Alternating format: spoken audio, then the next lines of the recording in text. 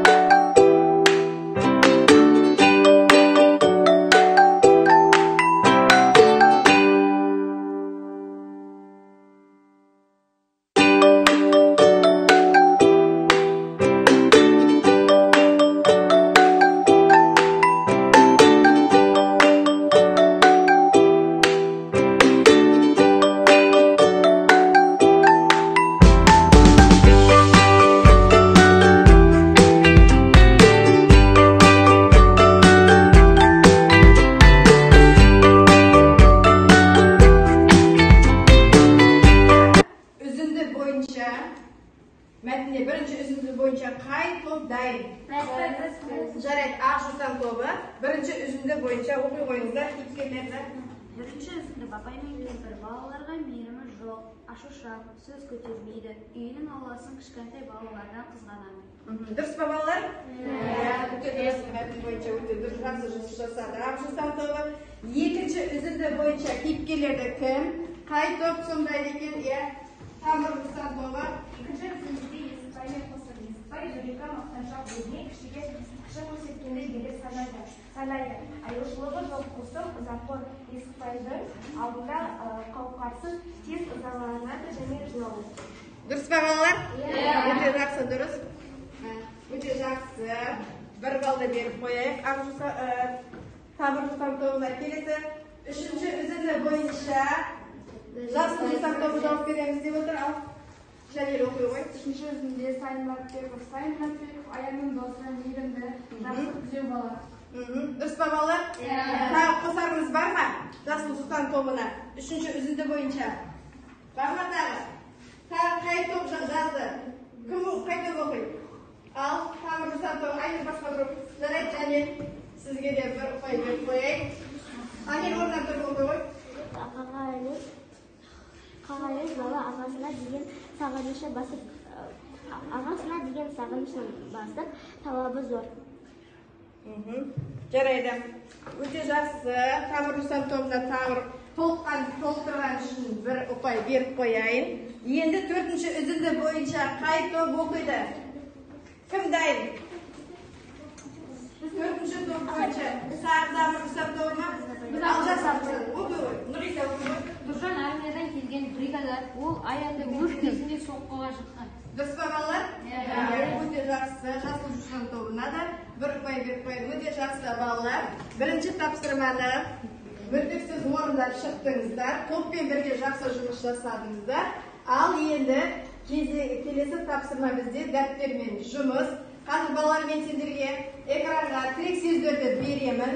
Тірек сөздерді пайдалана отырып, 3 топқа тақырып беріледі. Сол тірек сөздерді пайдалана отырып эссе жазамыз.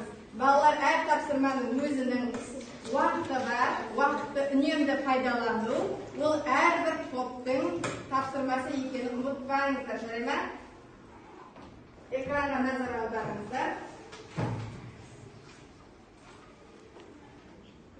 Балалар, эссе бірінші топ. Эссенің тақырыбын жазып алыңыздар. Аянға хат, яғни тамыр жусан тобы. Аянға хат жазамыз.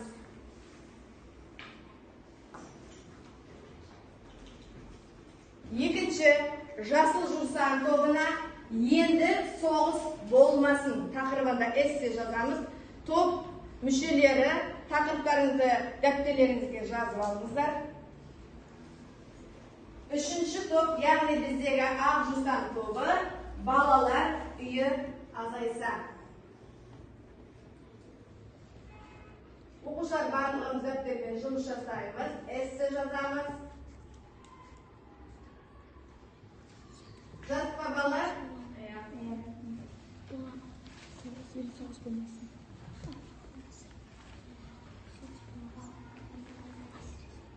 Балалар, тірек сөздің алдында мен сендерге осындай слайд көрсеткім келіп отыр. Қараңыздар.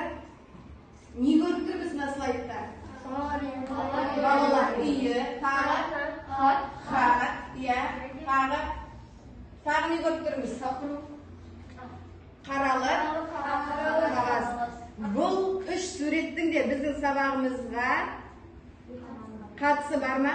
Бар. Олай болатын болса, осы суретті де пайдаланыңыздар. Және осы экранда берілген мына тірек сөздерді пайдаланамыз. Тірек сөздер: балалар үйі, қамқорсыз бала, ананың аялы алақаны, 150-ден астам жетімдер үйі, қайырымдылық, қазақ қоғамына төнген үлкен қауіп, бақытты балалық шақ, қызықты ертегі, ауыл балалары. Балалар, эссені жазарда төмендегі дескрипторларға назар аударыңыздар. тірек сөздер арқылы жинаққа мәтін жазамыз, яғни эссе, көзқарастарыңызды білдіресіңдер, сауатты орындаймыз және уақытты ұтымды пайдалану. Олай болса мен әр топқа осы тірек сөздер жазылған қағазды берейін. Оқушылар мына жерде топтық жұмыс, дәптермен жұмыс. Әр топтан 2-3 оқушы оқуға болады. Сондықтан әр қайсымыз жеке топпен бірге жұмыс жасасақ та болады, жұмыс жасасақ та болады.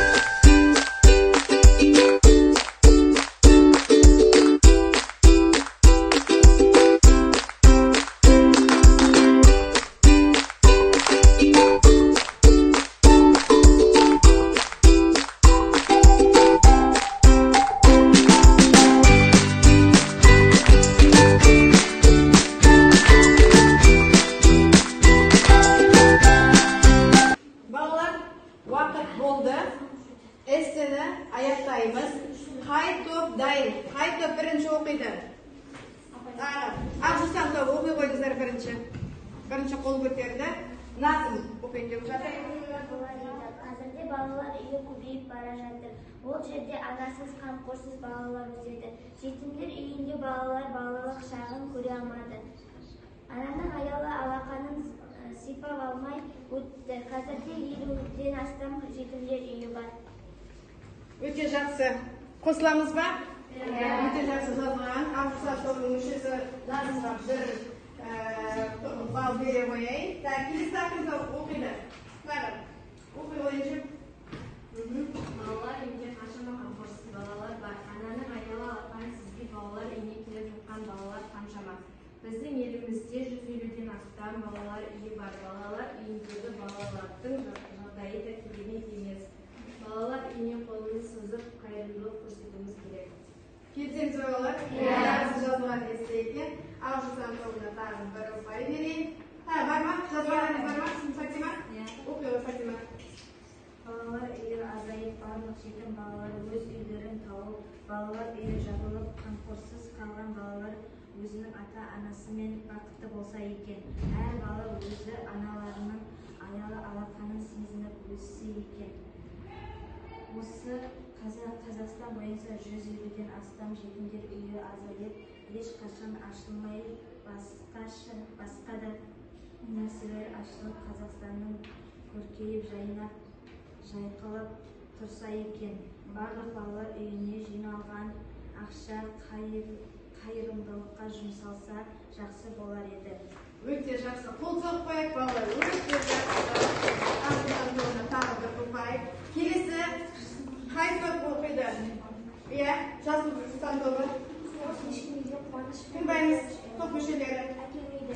Тіпті қайғы, қасірет, азап, қиындық. 1941 жылы 2 маусымда таңғы сағат 4-те тыныш ұйқыда жатқан елді фашистік Германияның қарулы әскері соғыста көптеген адамдар қаза тапты. Көбісі қайғы жұтты. Қазақстан халқы қазақ қоғамына төнген үлкен қауіп. Біздің ата-бабамыз сол соғыста барып, біздің елімізді қорғау үшін өздерінің жанын берді. Біз өз еліміздегі жақын адамдарды жоғалтқымыз келмейді. Өте жақсы. Қол соғып қойыңдар. Ұпай берейін. Өте жақсы. Көлемді жазылған екен. Отыра ғой. Топ Тамыр Жусан тобы. Эссе тақырыбы бойынша кім дайын? Топ мүшелері кім оқиды? Наз оқи ғой. Тыңдаймыз. Сәлем Аян, қалың қалай? Сен қазір үлкен кісі болған шығарсың. Мен сен туралы оқығанда кішкентай жетім бала болатынсың. Бірақ болашақтан көп үміт, жақсылық күтетінсің. Сенің ертегілерің арқылы жер бетіндегі жамандықтар жойылып, жақсылықтар көбейіп жатыр. Сен өте керемет жансың.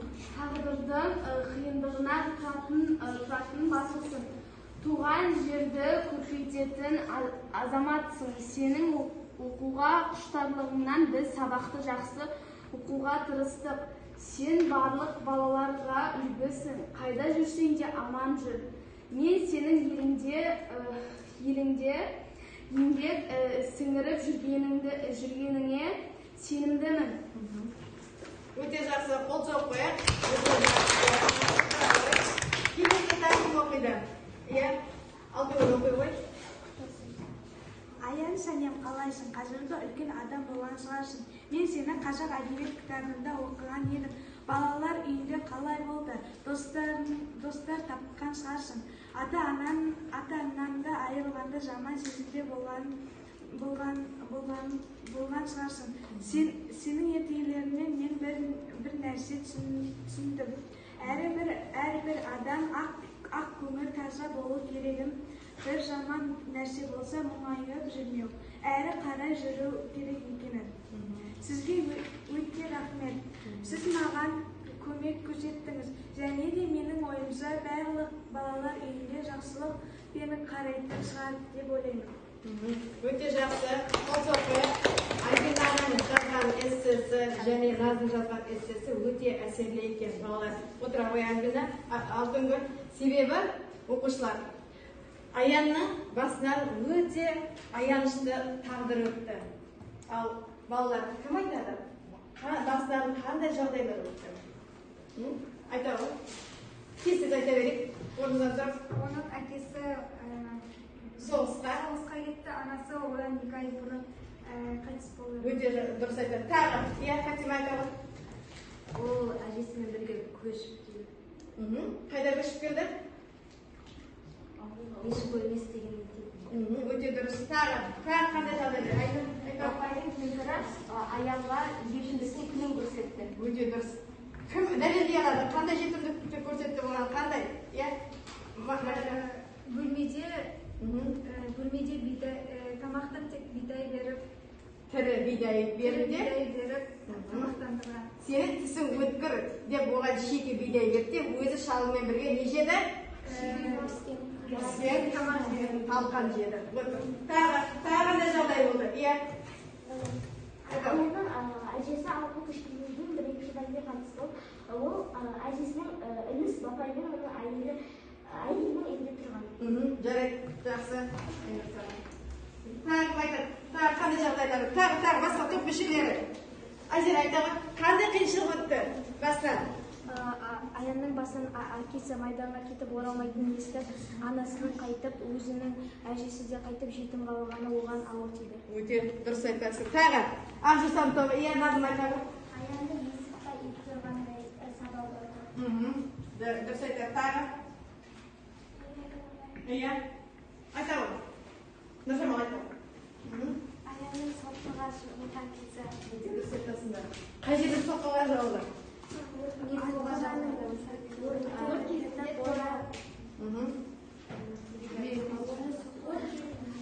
Соққыға жықты. Осы жерде оны кім ұрды? Кім осы жердегі жалғастырылды? Иә, Фатима айтамын.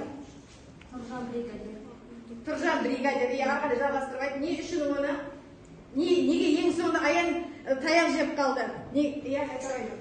Балалармен олар әңгіме айтып отырған кезде қора өртеніп, барлығы қашқанда аяғын ауыртып алғандықтан жүгіре алмады. Содан оны кінәлады. Бригадир Тұржан оны кінәлап, оны қамшымен аямастан ұрды. Қамшымен аямастан ұрды, таяғы не істеді? Аяғындағы қалың етікпенен оны Аян сиырдан құлап, аяғы тайғақ болып қалды. Тайғақ дейміз ба? Тобыға шығып, аяғын ауыртып. Тағы, қалған бар ма? Тағы Аянның ауыр тағдыры туралы өміріндегі. Тағы айтады. Оны балалар үйіне жіберді.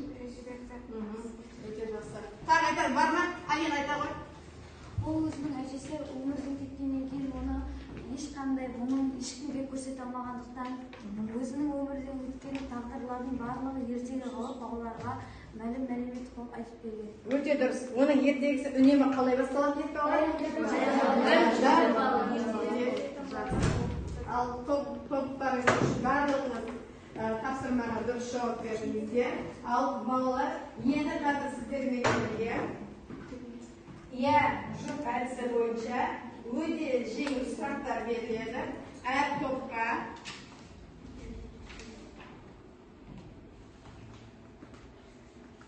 жасыл жусан тобы сіздерге беріледі. Қазір осы тапсырма бойынша тексеру орындасаңыздар болады.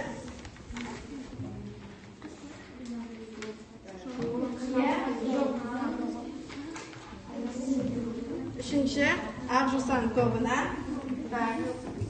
Балалар, топ мүшелерінен біргелікте барлығымыз бірге орындаймыз. Барлығымыз орындаймыздар.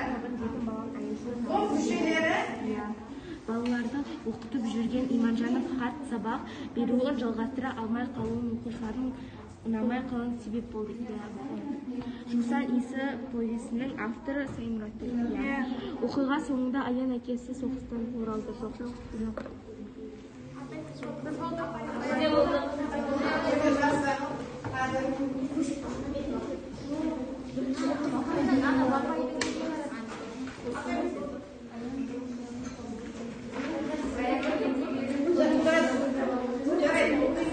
Балалар дайынбыз ба? Болды ма? Барлығымыз болсақ, онда бірінші болған Темір Жусан тобының мүшелерінің сұрақтарын оқиық және тыңдайық. Дұрыс па әлде бұрыс па екен? Аянның ертегілері көбінесе батыл туралы болды. Жоқ.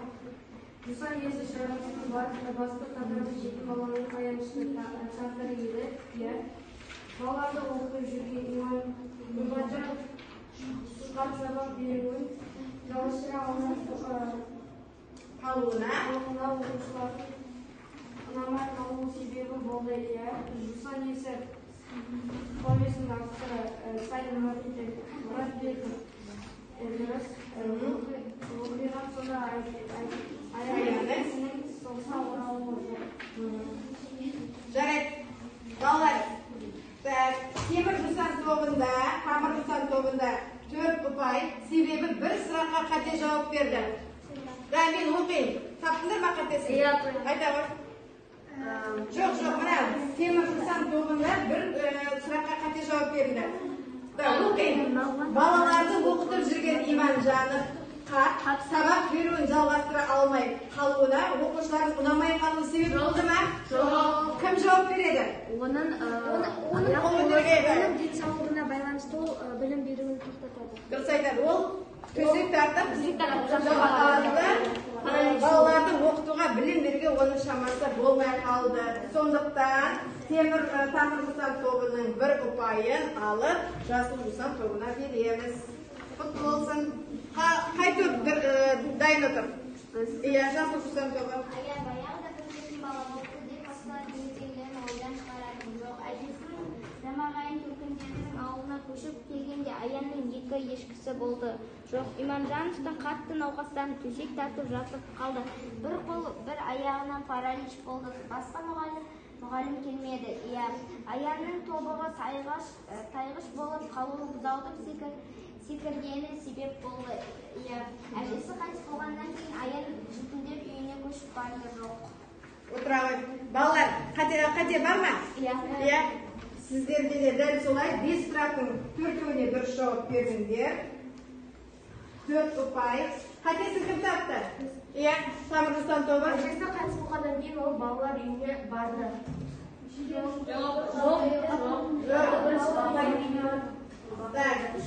Баяғыда бір жетім бала болыпты деп басталатын ертегілерді ойдан шығаратын. Дұрыс па, бұрыс па? Дұрыс. Сіздер де жауап бердіңдер? Дұрыс деп жауап бердіңдер, балалар. Міне. Келесі Ақжусан тобы дайынсыз ба? Иә, бұл ойындар қайда. Тыңдайық балалар, сосын бір-бірімізді қатемізді қарап отырайық. Екінші күні тағы да әнші Садақ бір газетені шығарған үйінен алақандай газет жыртысымен темекі ұрлап алып кетті. Иә, Сәрі Мұратбек кітапханашы болып жұмыс жасайды. Жоқ. Төбелескенде ылғи бетін тырнайтын тырнау аттанып кеткен кейіпкер баланың аты Аян. Жоқ. Аян өгіз айдап өгізден домалап түскен кезде тобығы тағы тайып кетті. Иә. Ол халықпен қоштасып, мен әлі Сталинге хат жазып тұрамын деп ант беріп кетеді. Иә. Дұрыс па балалар? Яғни 5 сұраққа да өте дұрыс жауап берді Ақжусан тобы. Өте жақсы балалар. Яғни біз Жусан иісі повесін аяқтап қалдық. Енді тағы бір тапсырма бар. Сол тапсырмаға біз бүгін повесті аяқтаймыз. Бізге жұмбақ болғаны Аянның кім екендігі. Ал олай болатын болса, біз повестен үзінді көреміз және бұл кейіпкерді Аян жетімдігіне ауылда талысы көп болған өміріне қарамастан, 6 күннен күтер үміті зор жасөспірім. Қайсарданмаған Аян арманшыл, ойдан шығарған ертегілер мен әңгімелер арқылы ауыл балаларын өзіне еліктіріп алады. Оның ертегілерінің кейіпкерлері де ақсақұлықты барында езіліп, Аянның арманы ойын өзі ойдан шығарған кейіпкерлері іс-әрекетінен табылып жатады. Қайта шыға берген Аянның зардабы оны мұқалтауында емес, себебі Аян өр рухта асқақ арманның иесі.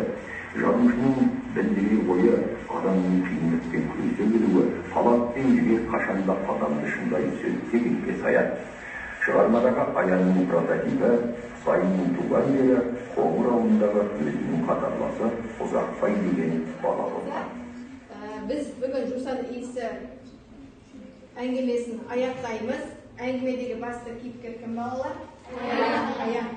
Аянның бойынан қандай жағымды қасиеттерді бойыңызға үлгі ретінде алыңдар. Әрқайсымыз бір-бір сөзден айтып өтейік. Аянға не айтамыз? Өте жақсы. Тағы. Айнұр айтамыз. Өмір болса да ол берілмеді. Өте жақсы. Тағы айтады. Ата-анасы қайтыс болса да өзінің алға жүрді. Өте жақсы. Өзінің алға мақсат қояды. Тағы. Інжу айтауы. Шыдамдылық. Өте дұрыс. Фатима. Батырлық. Тағы. Анел айтауы. Мықтылығы өзінің көрсеткені. Өзінің мықтылығын көрсетті. Жақсы. Шұғыла не айтасың? Батылдығын үлгі қылып алдыңдар. Тағы. Насып. Адамдарға, балаларға деген еңбекпен қамқорлықты. Өте жақсы. Дұрыс айтасың. Тағы. Өз өмірін басқалардан кем көрмей, жетіммін деп өзін кемсіткен жоқ. Өте жақсы. Дұрыс айтасың. Тағы. Айша не айтасың? Басынан көптеген қиындықтар өтсе де адал адам болып қалды. Өте дұрыс айтты. Так, мынау кім? айған айтам батылдығын өзіңе өмірде үлгі қылып алдың. Өте жақсы. Нұрғиса, сен айтасың. Аянның қандай жақсы қасиетін бойыңа сіңірдің? Айта қойшы орнынан тұрып. Мейірімділігін, адалдығы. Өте дұрыс. Ол өте адал болды, өте мейірімді болды. Нұр айта қой. Адалдығы мен батылдығы. Иә, өте жақсы. Мейірім, сен айта қойшы. Ол өзінің жетім екенін ешкімге білдірмеді. Өте жақсы. Ол өзің мен жетіммін деген сөзді қасындағы достарына айтты ма? Жоқ, айтқан жоқ. Яғни біз үшін, яғни болашақ ұрпақ сіздер үшін Аянның әрбір мінезі, әрбір батылдығы, әрбір жақсы қасиетін сіздер өмірде үлгі тұтады деп ойлаймын. Олай болса, балалар, бүгін біз сабағымызды аяқтаймыз. Қазір сабағымызға кері байланыс жасаймыз. Яғни барлық топ мүшелері бұл кері байланысқа атсалысады. Тақтада мен слайдқа көрсетіп қойдым. Сіз үшін, яғни сіздер оқушылар, мен үшін бүгін құнды болды. Не құнды болды? Сабақ. Қазір айтасыздар. Келесі сабақта тағы не жаңағы Аянның қандай қасиеттерін талдағымыз келеді, қандай жан-жағын көргіміз келеді. Қазір сіздерге осы кері байланысқа 1 минут уақыт беріледі. Барлығымыз топ мүшелері әрқайсымыз жеке-жеке жұмыс жасаймыз. Бүгінгі сабақтың қорытындысы ретінде өзіңіздің пікірлеріңізді, өзіңіздің ойларыңызды жазасыздар. 1 минут уақыт беріледі, жұмыс жасаймыз. Айжан, дәптерге жазамыз. Барлығымыз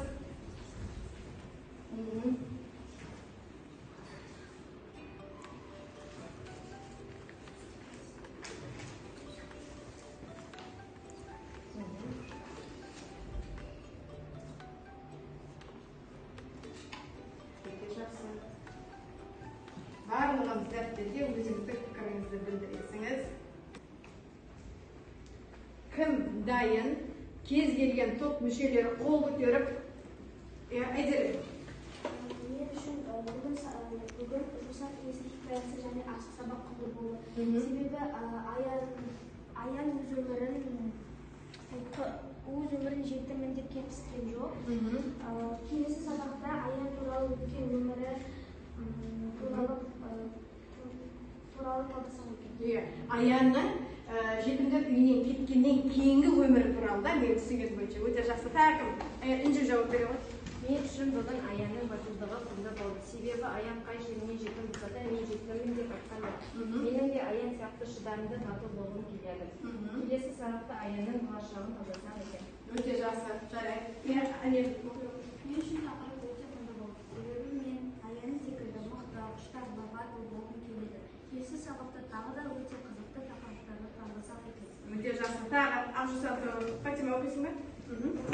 Мен үшін бүгін Аян туралы Жусан иесі повесі құнды болды. Себебі мен Аянның батылдығынан, мейірімділігінен өзіме шабыт алдым. Келесі сабақта Аянның өмірбаянын, оның балалар үйіндегі қызықты оқиғаларын талдасақ екен. Өте жақсы. Тағы Айжан оқи ғой. Мен үшін бүгін Жусан иесіне қатысты тапсырмалар орындалған құнды болды. Себебі мен Аяннан батылдықты үйрендім. Ол өте батыл және өмірінде қанша қиындық болса да мейірімді, ақылды, ақкөңіл адам болып қалды. Келесі сабақта Аянның өмірін тағы да тереңірек талдасақ екен. Болашағым. Иә, Айған ол. Мен үшін бүгін Жусан иесінің тақырыбы және де Аянның батылдығы құнды болды. Себебі маған Аянның өмірбаяны және де оның батылдығы, адалдықтығы қызық болды. Келесі сабақта Жусан иесін және Аянның өмірбаянын тағы да талдасақ екен. Аян жас кезі оңай болмады. Оның жастайынан бұл өмірдің қиын тағдырына, қиын сынағына ілінген болды. Мен үшін бүгін Аянның Жусан иесі хикаясы құнды болды. Себебі Аян өзін жетім бала деп ойламай, басқалардан өзін кем деп ойлаған жоқ. Келесі сабақта Аянның болашағын талдасақ екен. Жарайды, жақсы. Мен үшін бүгін Аянның өмірі құнды болды. Себебі мен Аяннан өмірге деген рухани талпынысты, адамдарға деген мейірімділік пен қамқорлықты сезінді. Аян жетім болса да мен жетіммін деп өзін кемсітпей, батыр келесі сабақта тағы да аянның өмір баянның болашағын талдасақ. Мен үшін берген Жусан исі оқиға туралы тасымалар құнды болды. Себебі тасымалар өте қызықты және оңай болды. Сонымен қатар аян өзін жетіммін деп жүрмеді. Аян кіші болса да ол үлкендер сияқты ойлайды. Келесі сабақта тағы Жусан исін талдасақ екен. Жақсы, өте жақсы. Ал тамыр Жусан тобы кім дайын? Мен үшін бүгінгі сабақ құнды болды. Себебі аянның қиын өмірі, оның батылдығын және мықтылығын көрдім. Аян момын, өте мейірімді. Аянның өзіне жақын адамдармен кішкентай кезінен айырылады.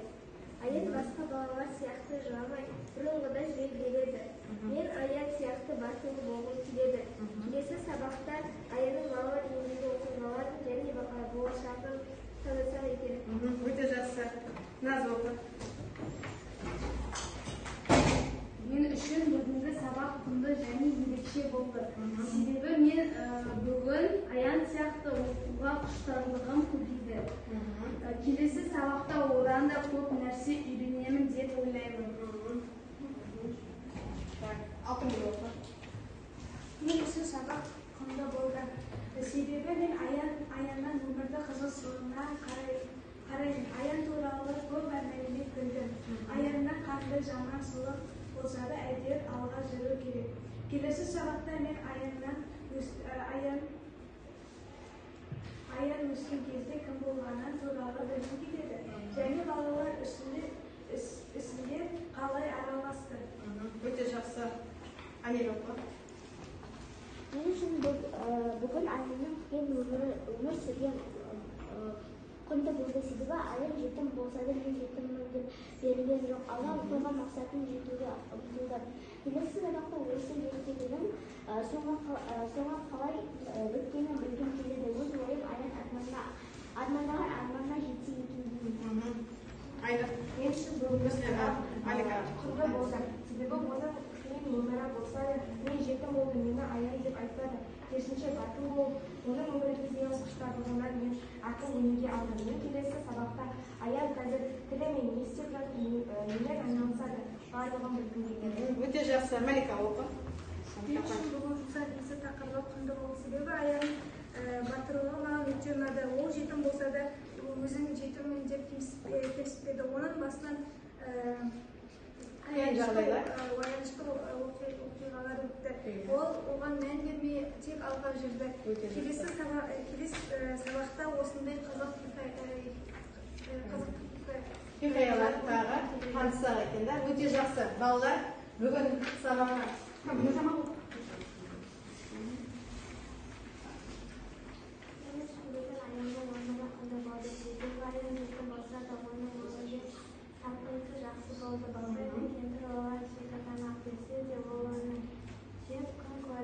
Оның әкесі өмірден өтсе де мұғалімнің ертегісін айта берді. Ағасын хат жіберіп күтуі жалғастыра берді. Келесі сабақта Аянның жетімдер үйінде болғанын. Өте жақсы. Балалар, демек келесі сабақта біз Аянның жетімдер үйінен кеткеннен кейінгі оның өмірі жайлы білгіміз келеді екен. Солай ма? Жарайды балалар, бүгінгі сабаққа барлығымыз өте жақсы жоғары деңгейде қатыстық.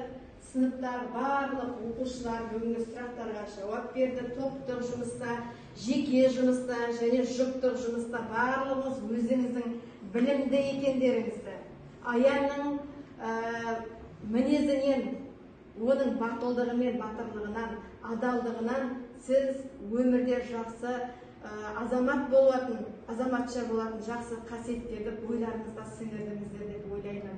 Ал олай болатын болса, балалар, бүгінгі сабаққа қатысқан оқушылар, өте белсенді қатысқан оқушыларға Алтынгүл, Наз, Айнұр бар, Анел, бұлар Тамыр Жусан тобынан, Жасыл Жусан тобынан Малика өте жақсы қатысты, Нұрғиса, Айзере, Айжан және Ақ Жусан тобынан Фатима, Анел, Назым, Элназ, Інжу, тағым өте жақсы сұрақтарға жауап беріп, өте жақсы деген бағаларды қойылады.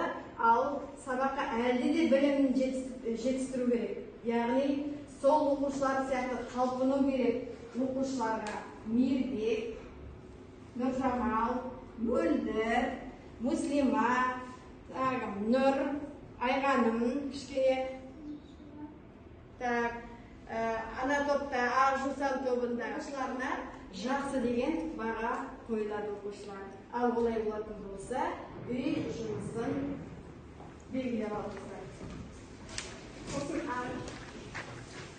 Оқушылар үйге тапсырма, жетім көрсең жебей жүр тақырыбында эссе жазып келеміз. Эссенің көлемі 60 және 80 сөз аралығында болсын. Түсінікті ме? Жарайды балалар, сау болыңыздар. Сау болыңыз.